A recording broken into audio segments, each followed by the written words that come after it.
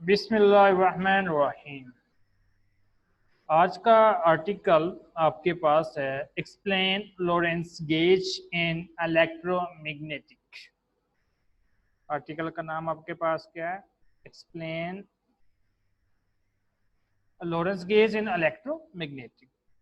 सबसे पहले आप देखते हैं invariance of the electric magnetic field आपके पास क्या होती है। Invariance of the electromagnetic field क्या होती है? जैसा कि आप जानते हैं कि बी आपके पास is equal to del cross A. B is equal to del cross A. तो इसको मैंने बेटा क्वेश्चन नंबर 1 का नाम दे दिया। अब यहाँ पे वो कहता है कि since B must be unique, B आपके पास क्या होना चाहिए? Must be unique. तो हम आपके पास क्या आ जाएगा? B del cross A. तो मैंने क्या कर दिया है? ए को रिप्लेस कर दिया है किससे? ए प्राइम से ए डैश। कि ए को जो ए वेक्टर आपके पास है, इस वेक्टर को मैंने रिप्लेस कर दिया है। किससे रिप्लेस किया है? ए जो आपके पास प्राइम से।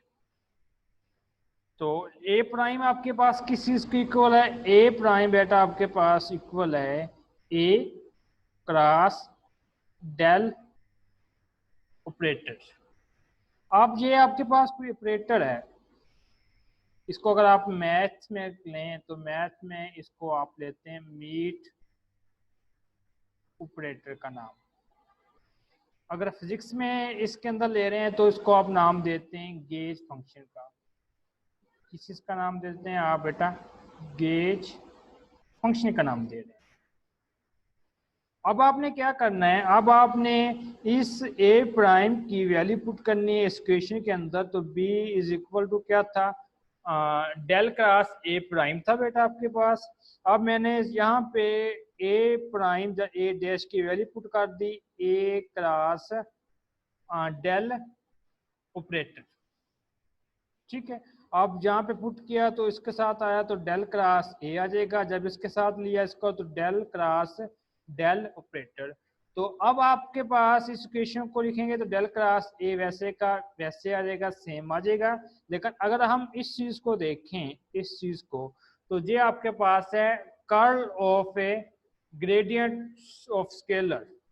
ये आपके पास क्या बनता है? कर्ल कर्ल बनती है, किसी से कर्ल बनती है? Of a scalar, of a gradient scalar की। ठीक है। डेल क्रॉस डेल जो आपके पास ऑपरेटर है, तो बेसिकली ये टर्म आपके पास क्या बन रही थी? ये इक्वल थी आपके पास जीरो के। किसकी इक्वल थी? जीरो के इक्वल थी। कैसे? कि आपके पास अगर ले लें कर्ल, ले लें किसकी? कर्ल ऑफ ग्रेडियंट की। Curl of a gradient of scalar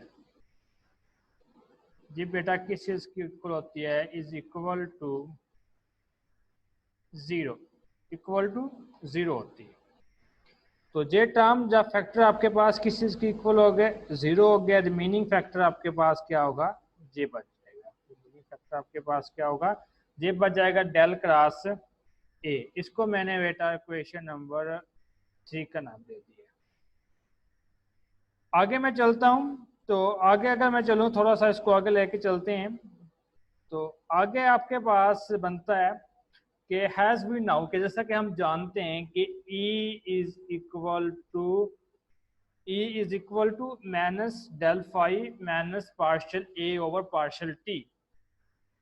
if we transform only A to, अगर हम ट्रांसफॉर्म करें ए टू ए प्राइम, कि ए को आपने किसके अंदर ट्रांसफॉर्म कर दिया? ए प्राइम के अंदर। और ए प्राइम किस चीज की इक्वल है? ए प्राइम बेटा आपके पास इक्वल है A multiply del operator. Operator mean जहाँ पे आपके पास कुछ स्केलर मीन गाजी गेज फंक्शन आपने लिया है। अब यहाँ पे ए था वहां पे आपने ए प्राइम पुट कर देना है। इस क्वेश्चन के अंदर ए की जगह पे आपने किसको पुट कर दिया है, ए प्राइम को पुट कर दिया है। तो क्वेश्चन आपके पास हो जाएगी E is equal to minus का डेल फाई माइनस का partial A o prime over partial t. इसको थोड़ा सा सिंप्लीफाई किया तो इसके अंदर माइनस का डेल फाई आ गया है। इस ए डैश की वैल्यू पुट कर दी है जे वाली, तो ए क्रॉस डेल आपके पास ऑपरेटर आ गया है। अब आपने क्या करना है, इसको आगे सिंप्लीफाई करेंगे। सिंप्लीफाई करने के लिए आपने ये कहा है कि अगर आप इसको सिंप्लीफाई करते हैं तो ये उस इक्वेशन के इक्वल नहीं आता, कि नॉट इक्वल टू माइनस का del phi minus partial A over partial T. तो इसका मतलब क्या है, इसका मतलब है कि इसके अंदर आपने समथिंग अदर ऐड करने की, कुछ ना कुछ और चीज इसके अंदर क्या करनी पड़ेगी, आपको ऐड करनी पड़ेगी, कि नीड समथिंग मोर, कि समथिंग मोर आपको इसके अंदर ऐड करना पड़ेगा। तो मैंने क्या कर दिया कि सपोज किया है कि फाइव प्राइम जो आपके पास है वो इक्वल टू फाइव माइनस का पार्शियल जो ऑपरेटर आपके पास है ओवर क्या आ जाएगा पार्शियल टी ले लिया। कि अब मैंने फाइव को, कि फाइव आपके पास है उसको प्राइम की जो वैल्यू ले ली है मैंने, वो फाइव माइनस का पार्शियल जो ऑपरेटर या गेट फंक्शन आपके पास आ जाएगा पार्शियल टी। अब आपने इस फाइव की वैल्यू को भी क्या कर देना है बेटा, पुट कर देना है। इस फाइव की वैल्यू को भी आपने क्या करना है, पुट करना है। अगर इसकी फाइव की वैल्यू को मैं पुट करता हूं तो आपके पास क्या होगा, फाइव प्राइम की, तो इसके अंदर जो चेंजिंग आएगी वो फाइव प्राइम आपके पास आ जाएगा, और आपके पास क्या था, ए प्राइम आपके पास। अब यहाँ पे फाइव प्राइम की वैल्यू मैंने ये पुट कर दी है, और जो ए प्राइम की वैल्यू आपके पास थी वो थी ए क्रॉस डेल जो ऑपरेटर आपके पास। अब ए प्राइम की जी वैल्यू पुट करनी है और फाइव प्राइम की आपने जी वैल्यू पुट करेंगे यहाँ पे अगर आपने इसको वैल्यू पुट की है, इसकी जहाँ वैल्यू पुट की है, आगे इसको आपने सिंप्लीफाई किया है। सिंप्लीफाई करने के बाद आपका जो आंसर आता है वो आंसर आता है माइनस का डेल फाइव माइनस का partial A over partial T. Reason क्या थी कि जहाँ पे जो कुछ फैक्टर्स आपके पास क्या हो जाते हैं, कैंसल आउट हो जाते हैं। इस इक्वेशन को मैंने बेटा इक्वेशन नंबर 5 का नाम दे दिया। अब मैंने गेज ट्रांसफॉर्मेशन के अंदर देखना है कि गेज ट्रांसफॉर्मेशन के अंदर आपके पास किस चीज को, कि ए को मैंने चेंज किया ए प्राइम के अंदर, और ए प्राइम किस चीज के इक्वल है, A prime is equal to A plus का डेल, जहाँ पे ऑपरेटर, जहाँ पे ऑपरेटर को मैंने किस चीज का नाम दिया है, गेज फंक्शन का। एंड फाइव प्राइम आपके पास किस चीज के इक्वल है, वो था फाइव माइनस का partial operator over partial T. अब इसके अंदर एक डेफिनेशन दे रहा है गेज इनवेरियंस की, कि the invariance of field under gauge transformation is called gauge information. कि ऐसी आपके पास इनवेरियंस जो किसके अंदर हो, वो जो गेज ट्रांसफॉर्मेशन के अंदर हो, उसको आप नाम देते हैं गेज इनवेरियंस का। अब आपने एक वैक्यूम को सपोज करना है फ्रॉम मैक्सवेल इक्वेशन से, कि सपोज किया है कि एक वैक्यूम आपके पास है, ठीक है, लेकिन from A Maxwell equation, equation आपने कौन सी यूज करनी है, मैक्सवेल इक्वेशन आपने यूज करनी है। तो यहाँ पे आपके पास क्या आ जाएगा, मैक्सवेल इक्वेशन के अंदर इसको आपने यूज किया, तो यहाँ पे del dot E equal to आ जाएगा रो ओवर एप्सिलॉन नॉट की, इसको मैंने क्वेश्चन नंबर 6 का नाम दे दिया है। अब यहाँ पे E is equal to minus का del five minus partial A over partial t, जी ई की वैल्यू थी, इस ई की वैल्यू को मैंने यहाँ पे क्या कर देना है, पुट करना है। जैसे ही इसको क्वेश्चन को मैंने यहाँ पे पुट किया, इसकी वैल्यू को पुट किया, तो आपके पास ये क्वेश्चन बन जाएगी माइनस का डेल स्क्वायर फाइव माइनस का del dot A over partial T is equal to rho over epsilon naught. आगे मैंने इसको सिंप्लीफाई किया, आगे जब मैं इसको सिंप्लीफाई करता हूँ तो आपके पास डेल का square five plus partial del dot A over partial T is equal to minus का पार्शियल माइनस का रो ओवर एप्सिलॉन नॉट। ये रो है बेटा, क्या है, रो ओवर एप्सिलॉन नॉट। इसको मैंने क्वेश्चन नंबर किसका नाम दे दिया है, 7 का नाम दे दिया। अगर मैं इसको आगे लेकर चलता हूँ, थोड़ा सा सिंप्लीफाई करता हूँ, तो आपके पास आ जाएगा कि डेल क्रॉस बी आपने देखा होगा मैक्सवेल इक्वेशंस के अंदर के वैक्यूम के अंदर आप लें कि del cross B is equal to mu naught J plus mu naught epsilon partial E over partial T.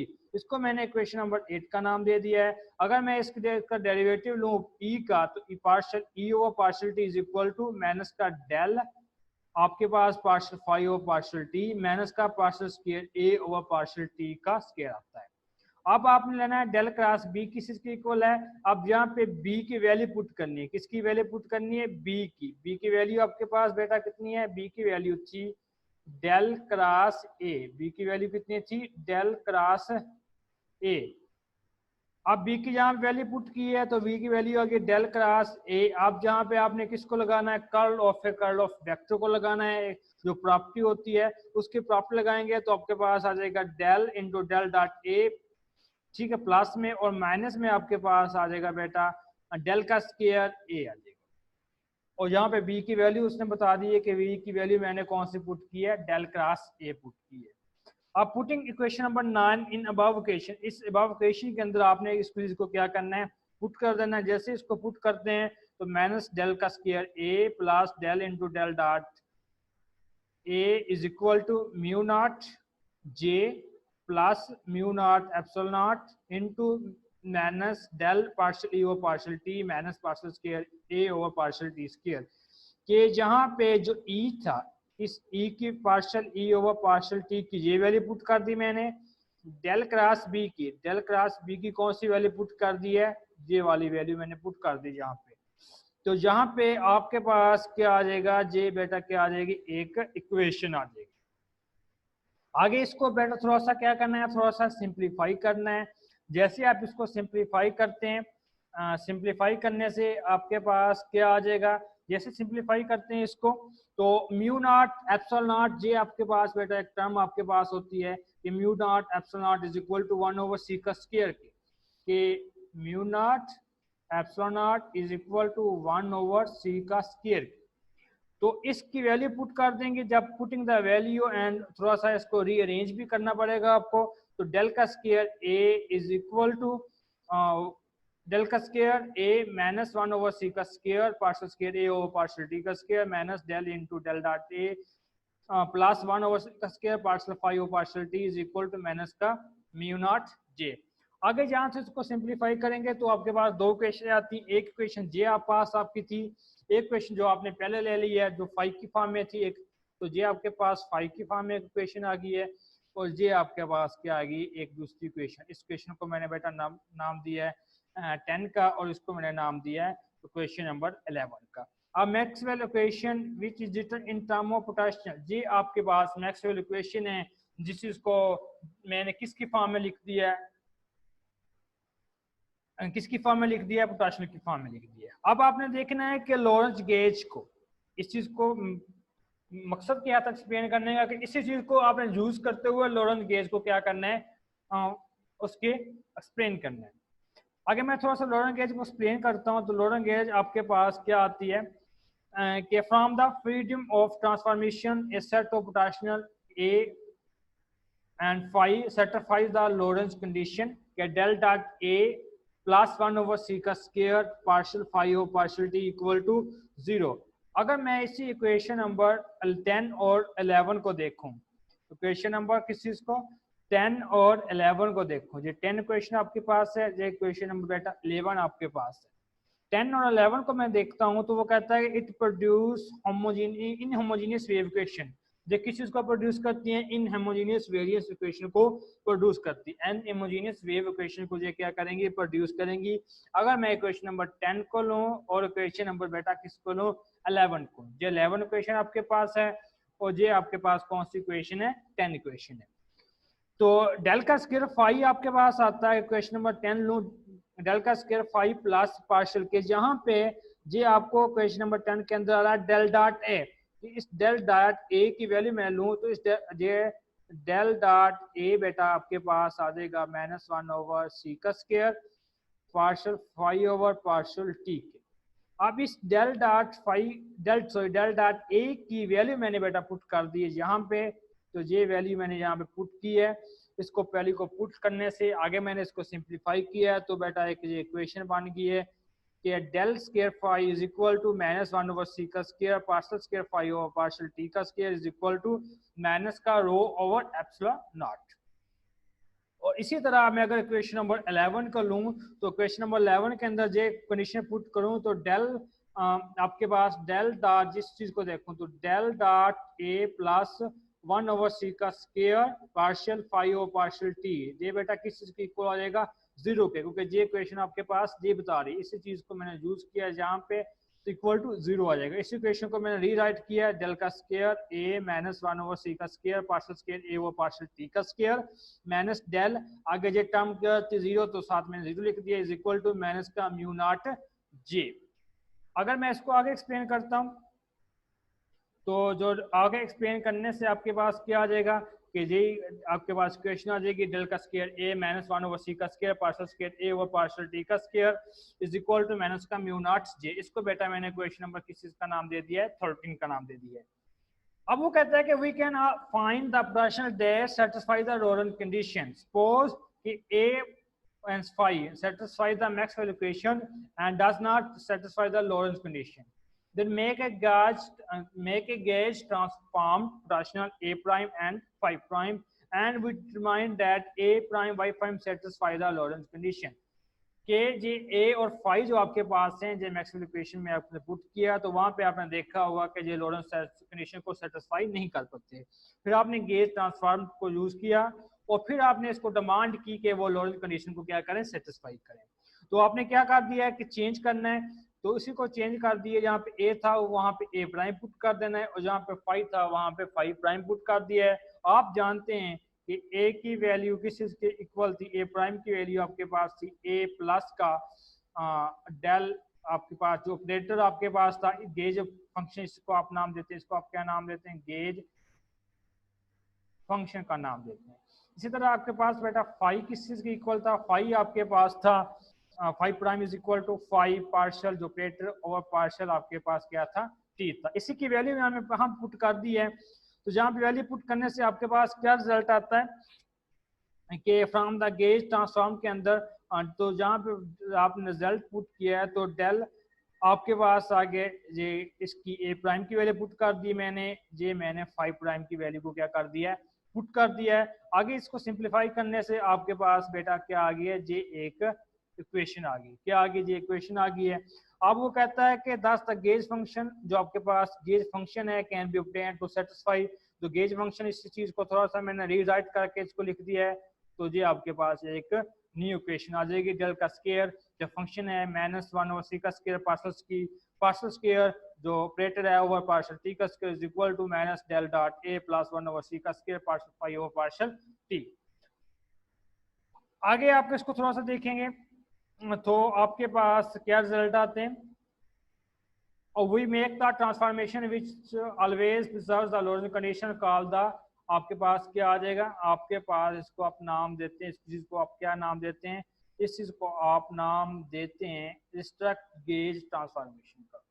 कि ए को आपने किसके अंदर चेंज करना है, ए प्राइम के अंदर, ए प्राइम किस चीज की इक्वल है उसको भी मैंने लिख दिया है, फाइव प्राइम आपके पास किस चीज की इक्वल है इसको वैल्यू पुट कर दिया है, तो वहां से डेल स्क्वायर ऑपरेटर -1 ओवर सी का square partial square over partial T का स्क्वायर। अब यहाँ पे आपके पास आ रहा है जी गेज फंक्शन के लिए आपने देखा इस चीज को, तो पोटेंशियल ए था, फाइव था और gauge function in the restricted class are said to belong the Lorentz gauge.